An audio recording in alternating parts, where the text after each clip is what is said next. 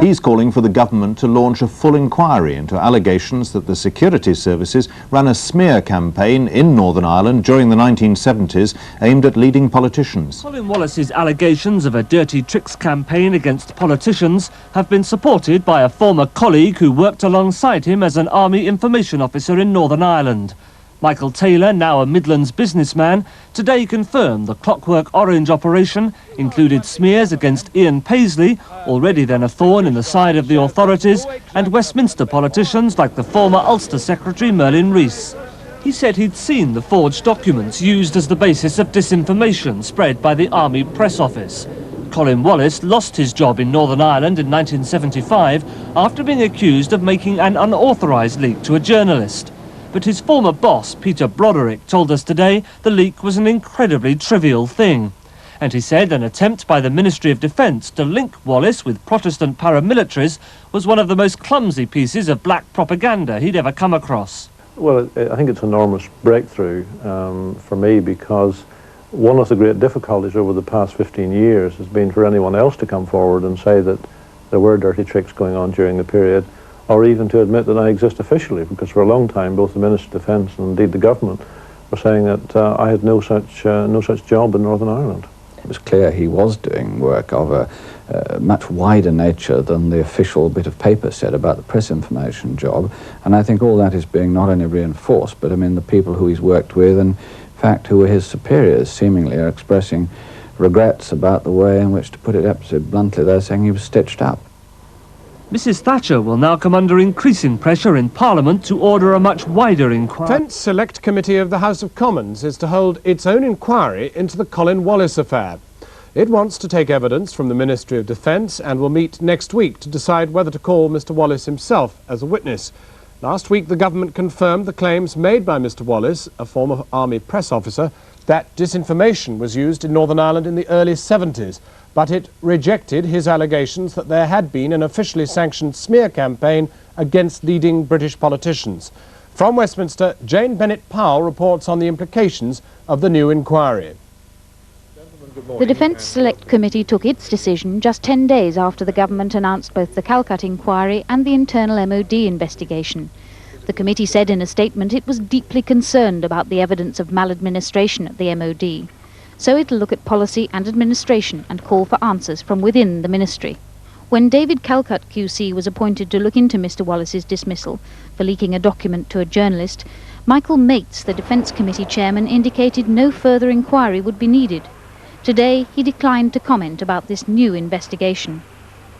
But Labour believes further scrutiny was inevitable. It does raise some major issues that any legislature worth its salt has got to take an interest in, and we as a Defence Committee have the task of monitoring the Ministry of Defence, and as many of the allegations would fall within the orbit of the Ministry of Defence, it is therefore quite natural that if any committee mounts an inquiry, it should be the House of Commons Defence Select Committee. The committee is made up of 6 Conservatives, 4 Labour and 1 Social Democrat. The parameters of the inquiry won't be established until the committee devotes more time to the matter next week. And on its plate already it has weighty investigations into security on MOD bases and future defence spending. So time on Wallace will be limited. But some in Westminster and outside believe so will its scope. Well, I think the focus of this inquiry will be exclusively on the affairs of the Ministry of Defence, whereas obviously the Northern Ireland Office and perhaps the Attorney Generals and the Home Office have all got information that they can provide, and it may be difficult to do that.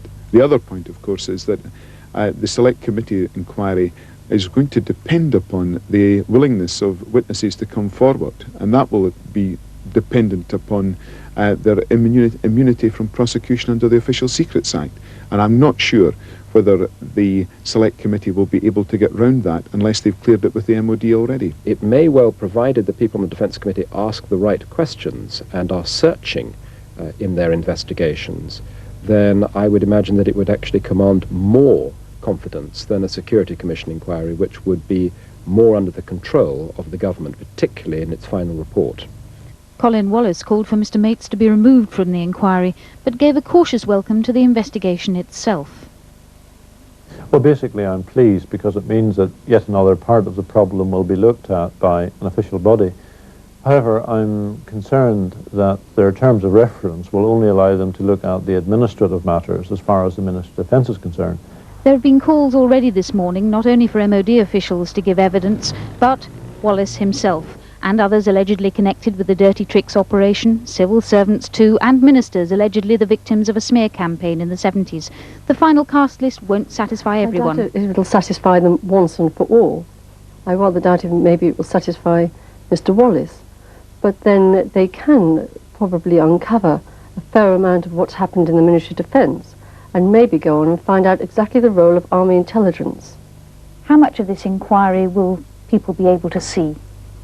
Michael Mays, the chairman, and most of the other MPs seem to be pretty determined to hold as much as possible in public. The Ministry of Defence obviously won't be too keen on too much being in public, but the inevitably classified information has to be in private session. As Westminster tunes into the Defence Committee next week, the government may be hoping that this will dampen down the clamour for anything further. But many on all sides of the Commons will keep up the pressure for a full judicial inquiry. Jane Bennett-Powell reported.